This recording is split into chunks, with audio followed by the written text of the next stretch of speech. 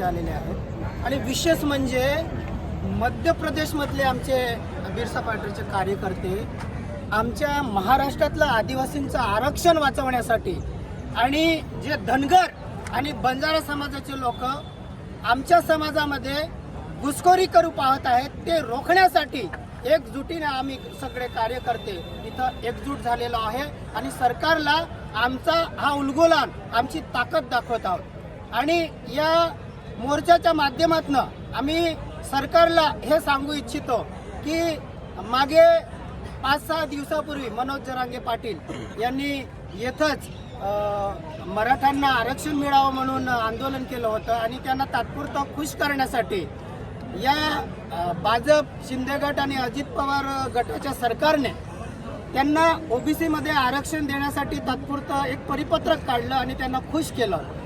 त्याच आधारे जे हैदराबाद गॅजेटच्या आधारे बंजारा व धनगर समाज आमच्या आदिवासींमध्ये आरक्षण मागत आहे, तर त्यांची ही जी मागणी आहे अत्यंत चुकीची आणि असंवैधानिक आहे। आमचं आदिवासींचं आरक्षण हे भारतीय राज्यघटनेच्या 5व्या अनुसूचीनुसार मिळालेलं आहे। ते कुठल्याही राज्य सरकारला ते कुणालाही देता येत नाही किंवा आमच्या अनुसूचित जी जमात आहे त्या यादीमध्ये बदल करण्याचा अधिकार या राज्य सरकारला नाही आहे।